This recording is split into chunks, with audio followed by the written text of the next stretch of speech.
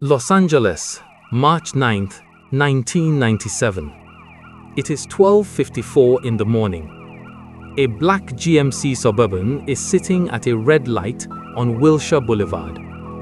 Inside that truck is a 24-year-old man from Brooklyn. A man who had gone from selling crack on the corner of Fulton Street to becoming the most dominant rapper in America. A man who was 15 days away from releasing the most anticipated album in hip-hop history. A Chevrolet Impala pulls up beside the Suburban. 4 shots ring out. Christopher George Latour Wallace, the Notorious B.I.G, was pronounced dead at 1:15 a.m. He was 24 years old. His murder has never been solved. But this story doesn't start with a gunshot. It starts with a baby boy, born in Brooklyn, with nothing, who became everything. Brooklyn, New York, 1972. Clinton Hill, a neighborhood on the edge of Bedford-Stuyvesant. One of the toughest zip codes in America. A place where the streets taught lessons that no classroom could. On May 21, 1972, at Cumberland Hospital in Brooklyn, Voletta Wallace gave birth to her son, Christopher George Latour Wallace. His mother, Voletta, worked 2 jobs.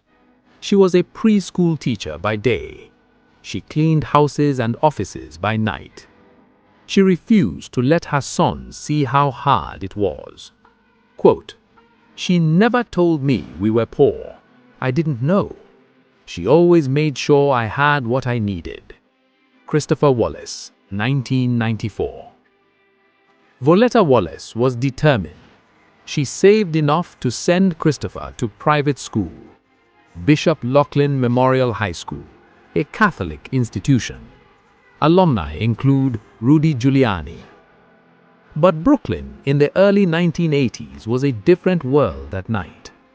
The crack epidemic had just arrived, and on the corner of Fulton Street, just outside his mother's building, young Christopher Wallace saw a way to make money that no school would ever teach him.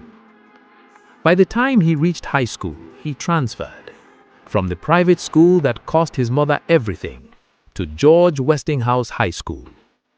At Westinghouse, Christopher excelled at English. He had a gift for words that his teachers recognized. But the streets were pulling harder than any classroom. In 1989, at just 17 years old, he dropped out. Christopher Wallace had grown up obsessed with hip-hop. He idolized Run DMC, Big Daddy Kane, Slick Rick. He memorized every verse, every flow, every breath.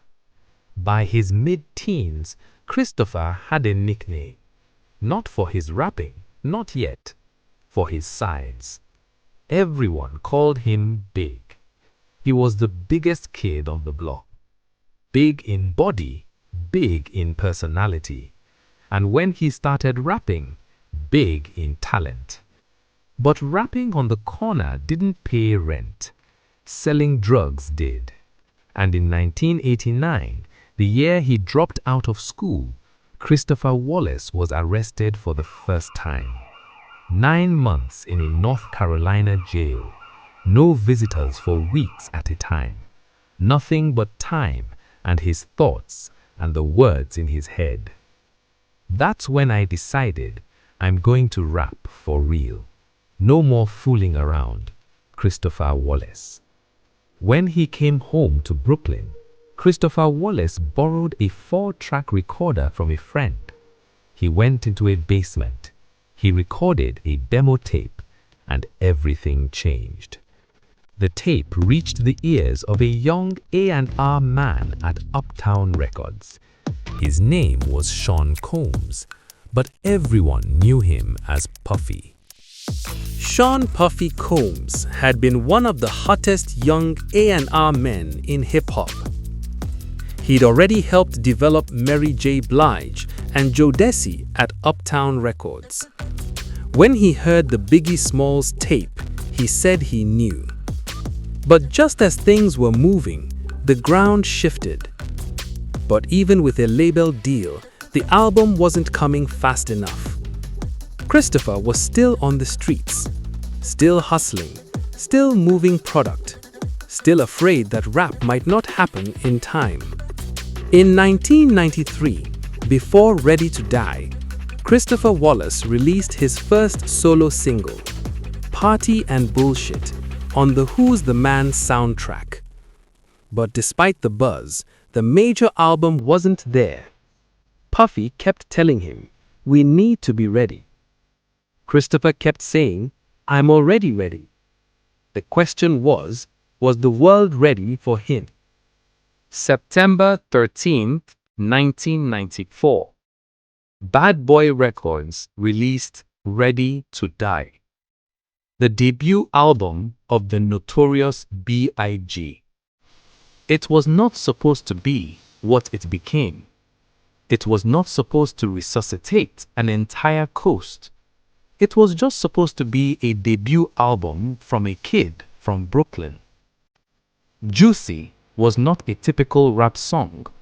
It was an autobiography, a thank you letter to everyone who doubted him, and a postcard from the top sent back to the bottom. Quote, "It was all a dream. I used to read Word Up magazine." Juicy hit the top 30 of the Billboard Hot 100. Big Papa went all the way to number 3. Ready to Die went platinum, then multi-platinum. At the 1994 Source Awards, hip-hop's most prestigious ceremony, the Notorious B.I.G. was named Best New Artist, Best Live Performer, Lyricist of the Year. All three in one night. By the end of 1995, the Notorious B.I.G. was the biggest-selling solo male artist on the Billboard charts, not just in hip-hop, in all of pop music. A boy from Brooklyn had become the king of New York. And then the city went to war.